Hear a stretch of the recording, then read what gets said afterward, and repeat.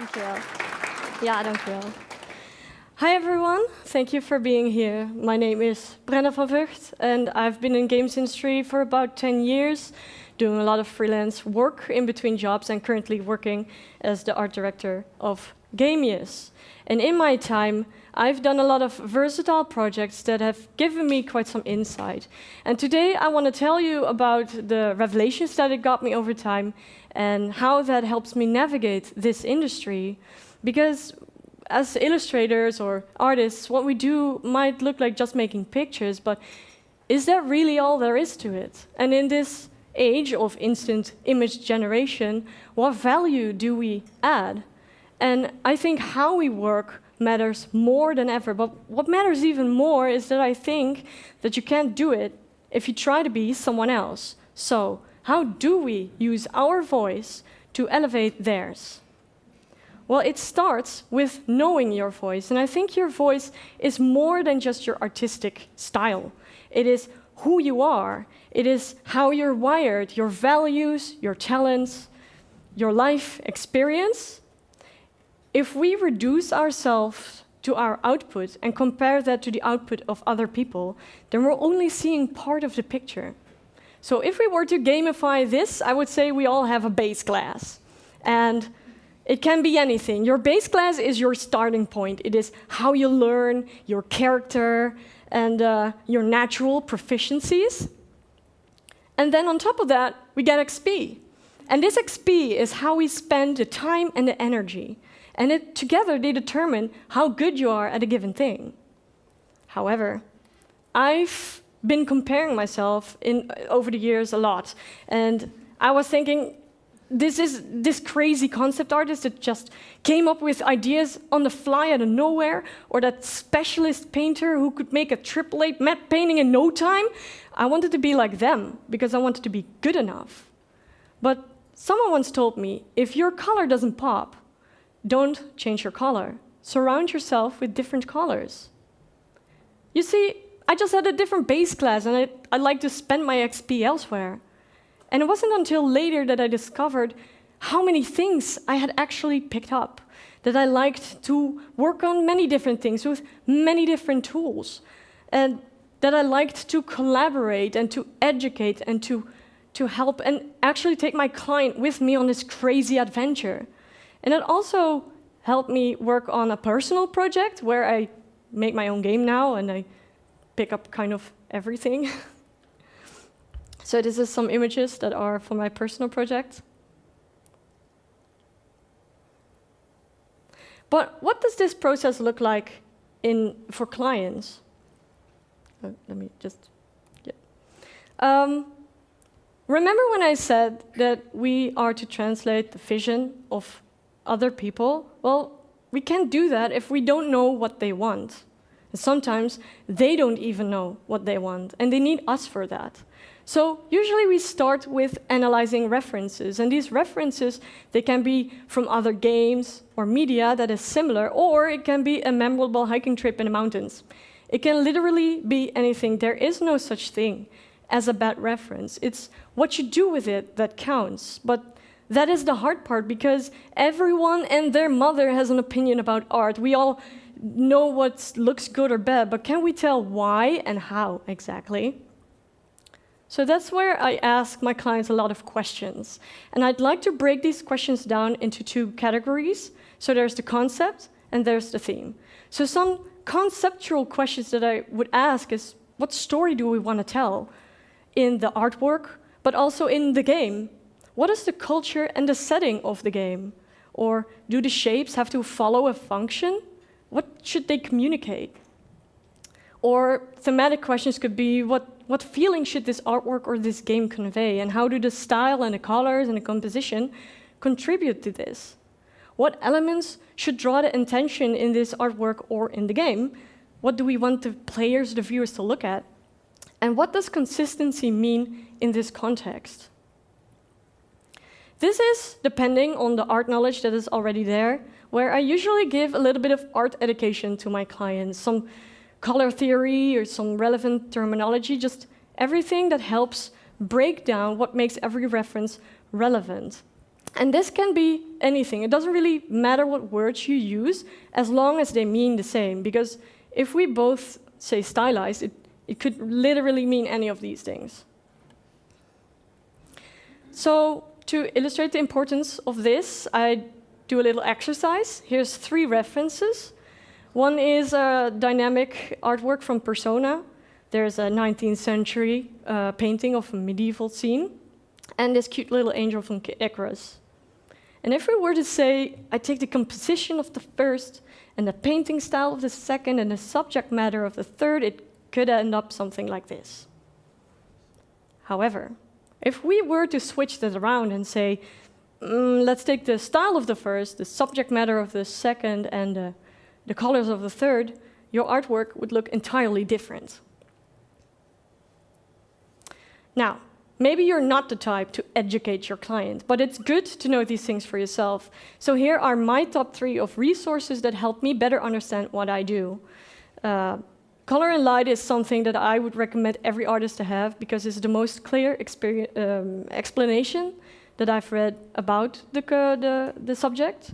If you are into UI, Game UI database is a real goldmine because it shows so many different types of UI, and it has this really handy menu that has the terminology in it to help you actually understand what you're looking at. And the third one is Picture This by Molly Bang, which is a super cute little book that explains in very easy to grasp concepts how shapes and composition influence emotion and story. Now, what we do is not just taking what is already there and mixing it up and putting it into something new, because I can hear you thinking, isn't that what AI does? We just mix it up. But we need a level of understanding to be able to take the essence of what makes a reference relevant and pour it into something new. Because what we do is more than that. I'm not there to just do as the client commands. I carry a unique responsibility to make sure that every decision that is made is a conscious one. So the client has full control, but also they can trust that whatever comes out of it will be a good fit for their project. And the end result is more than just a mix-up of references that we consume, because it is interpreted to our unique lens. You and I can get the same brief, the same references, and come up with different results. Here follow some real examples of processes that I went through that I hope also some practical tips along the way. So the first one is key art. And the goal of key art is to communicate the essence of a game in one image. And also it usually needs to work in different contexts, like a game cover, or a lot of different banners for marketing. So I establish a target with my client, and once I did that, it's time to refine and align everything towards it. Starting with thumbnails. I do these to explore the composition and really the storytelling in limited colors, just only the values and the composition. And I do this in 3D because it helps me to quickly turn around and change it up. And if the client would ask me, I want this, but just a different angle, it's very easy to do. And I use, sometimes I get models, like the left one from Falconeer was really helpful because it's the right shapes, it's the right, the right shapes, and I could just draw them over. But for more realistic ones, I tend to use DAZ 3D. I just pose them really quickly because I can throw them into Unreal and play with it. And it's a really fast way of working. And then usually I come up with about 5 to 10 thumbnails that my client can then give feedback on quite big things. At that point, they can still change the entire composition. But next to that, if they've chosen a thumbnail, it's time for the sketch. And that's where more unique designs will come in. For example, these uniforms, their faces, and some details that are on the table. They all still contribute to the story we want to tell with this illustration. And at this point, usually that's where we focus the feedback on as well. But I want to make it very convincing, though I make a photo shoot and I put my artwork full of versions of myself and my unfortunate partner. And I mean, why would you spend hours finding the perfect reference and the lighting when you can do that yourself? And this is some actual feedback that I got on this picture, which is at this point still really easy because I did it really fast. And then when they are happy with it, it's time to render. But even after this stage, there can still be a lot of changes. Maybe they want the coat a different color, or they want a different flag on the sleeve. Sometimes these things still need to change even after delivery. So what helps me with this is this Photoshop feature called Linked and Smart Layers, because it allows me to change all these elements and never lose fidelity. You can just scale it around, you can warp it and change it. So for all you know, these two guys could be conquering the Netherlands right now. I mean, I don't know. Or this royal family is tired of their flag and they just change it around, and it's really, really easy. But sometimes this element that needs to change after the fact also needs a little bit of a 3D look. This is where layer styles come in really handy. So with a combination of inner shadows and drop shadows, I faked a 3D look. And if you zoom in, you do know that it's not as painty as the rest of the picture, but if you use it in small parts, I think it gets the job done. Or sometimes, after delivery, you need your work to be recolored. And especially if it's used in a game engine, you can only do that with Multiply, because other blending modes are simply too expensive. So it is key to make your assets in a way that it will work with all the colors. And if you look at the gray and the blue one, which are the most chosen way of painting shades, it looks horrible when you mix it with the red and the yellow. So I found that if you paint your shades with purple and you mix it with red, it brings out the coolness of the purple. And then if you mix it with yellow, it brings out the warmth of the purple. And you get just a bit more fidelity that works really nice with UI elements, like this cute little mushroom from Moonlight Peaks. But there's other ways of recoloring your work if your client cannot make up their minds. One is the hue and the saturation, and what I really like is that you can actually choose a very specific color to change. So in this example, I chose cyan. It's sometimes a little bit of a search to see what Photoshop sees as cyan or blue or green, but it allowed me to be able to change only the coat to make it green or purple. And on the other side, we see the blending modes, which is a part in layer styles, where you can choose on what values of the underlying layer it will map. And if you press Alt on the pin, you can actually spread it and make the transition less harsh. So it allowed me to put the red coloring layer on top of only the lighter values of the underlying artwork, making it kind of look like he is in a room with red light, but preserving the coolness of the shadows. And you can do fun experiments with that, like these artworks that I did with for my personal project. So you can just have fun with it and go crazy, basically. And the delivery file looks somewhat like this. Usually it's a Photoshop file that's full of artboards for every banner that they need to have.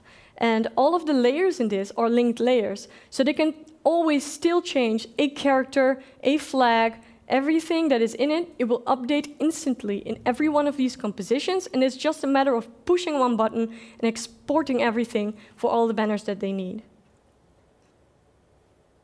But it comes in very handy for concept art as well. For example, if you need a building and you need a lot of iterations on that same building, or if the building needs to be modular in the game as well, which was the case for Moonlight Peaks. We needed a lot of different floors and windows and walls and beams that needed to work with different sizes of rooms. And the setup of the Photoshop file takes a little bit of time, but once you're there, it becomes almost as fun as decorating in the game itself. So we could just easily explore all the different looks. And if we come up with new ideas, we could just add it in the smart layers and try it out. I'm gonna take a sip of water for a minute. And the layer styles that I mentioned before help me to give it a bit of a 3D look in the wooden beam. So if you look at the wooden beam at the floor, it has these weird spikes. And I could do that in a 2D shape. And then the rest of the 3D look are the layer styles. And they will change with the shape. So that made it really easy. And then no shape is too crazy for the smart layers, like this round tower, for example. Now, usually I bring a level of modularity in every artwork that I make, because it allows me to quickly iterate new ideas and visually directly show what works and what doesn't. And there's no hard line usually between the brief and the creation process. And sometimes I do things live in a video call. Just, OK, do you want to try this? OK, we do it. And yeah, then we see if it works. And I think that knowing how and why you arrived at certain decisions is key to having a strong visual identity in your work, because it allows you to take those decisions and apply them everywhere. And if your client understands this as well, it gets all the better. And this got especially clear when I was asked by gamers to make all the artwork surrounding a pitch that they wanted to do for a Game Jam game at Gamescom. The problem is, at the time, it was looking pretty bare bones. It needed a logo, it needed UI for the demo that was going to be played over there, it needed a key artwork that instantly explains what it's about, it needed a pitch deck that needed a house style that is in line with the game, and it needed some fake screenshots to kind of show what the game would look like if it were developed. And of course, we had very limited time to do this, and I needed to make some choices on how to spend my time. Communicating with my client helped him to create this reference board, which told me everything I needed to know. He wanted a wacky, chaotic party vibe, so that tells me a lot of dynamic compositions, maybe even warping the perspective. It needed to be fun and casual, so that usually means a lot of bright colors and chunky shapes that are easy to look at. There's this let's get to work in a warehouse vibe told me these characters needed to be in a work environment and ready for action. And the colors that came to mind are the yellow and the gray. And forklifts that play a central role. I think this one is pretty self-explanatory. And we quickly noticed while iterating on this that the iteration for the logo, the UI, and the key art started melting together in the context of the game's title page. So we decided, well, if this one is done well, it could dictate the style for every other screen. But then we still needed the fake screenshots. And they needed a bit of a different approach, because they needed to convincingly look like a real game. And I knew I didn't want to make it look like a painting. So I needed to work directly from the 3D environment. And for me, this was Unreal. But for you, it could be Unity or Blender or whatever you're familiar with. And the goal was to get some quick impressions of what the game could look like. And to save time, I made use of existing asset packs. But because we made some pretty strong pillars before, it was easy for me to decide what fit the style and what didn't, or how to change them so that they did. And then I could focus on what was most important, which is the color grading, the composition, making what is unique to this project and bringing it all together. Now, if I look back on all of the iterations that I do for my clients, some show obvious improvement, while others are a matter of taste. I don't necessarily think that the final decisions are better than earlier proposals that I did, but what matters is that they are more in line with the client's vision, which is the point. And because I make sure that every proposal that I do is up to my own standards, I usually don't have a problem with the choices that are made. Now, this process might look entirely different for you. What matters is that you make it your own. It's about how you approach the client. Maybe you are like me and you like to help out the client with some direction, or you are the type that comes up with tons of ideas and want a client that wants to make up their own mind. But the point is that you should not try to be the off-brand version of someone else, but to be your own brand and make it strong. Thank you.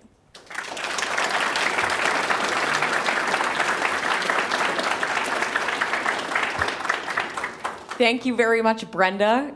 Really fantastic talk, I think with a lot of visuals and very tangible tips and tricks for the audience. We have time for 2 questions. Is there anyone who has a burning question that popped up during the talk? There's more dirty Photoshop tricks where that came from.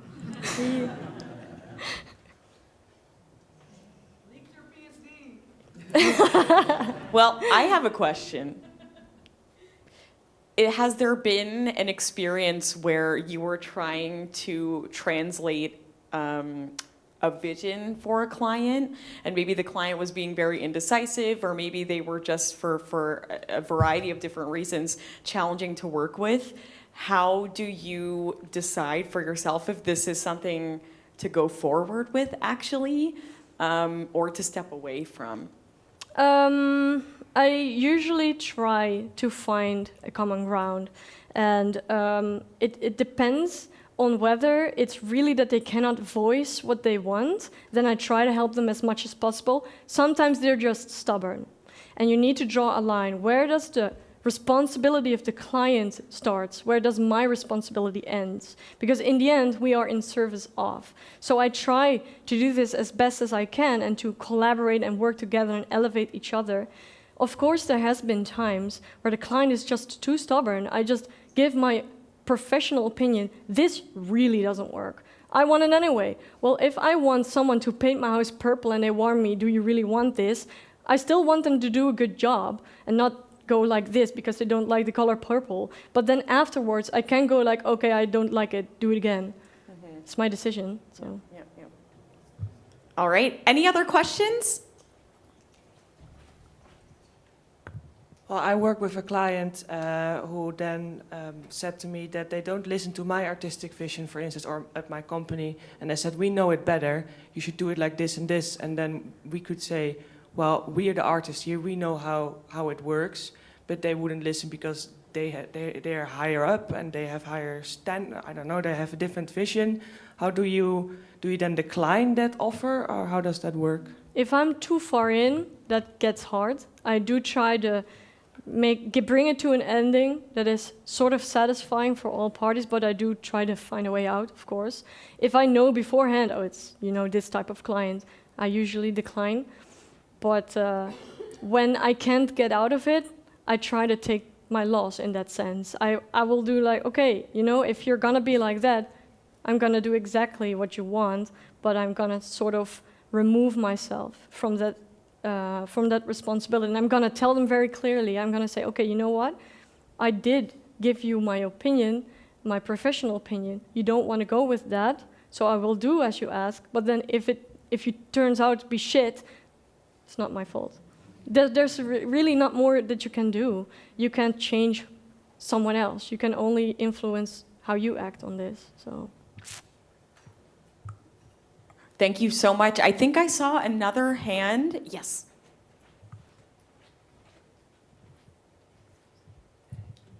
I was just wondering, when you were talking about sort of the post for the key art, I was wondering how do you sort of make a choice of, am I going to do this in 2D or 3D? Is talk about that with the client, or is that sort of for the one with the game? Yeah, with the dragons. I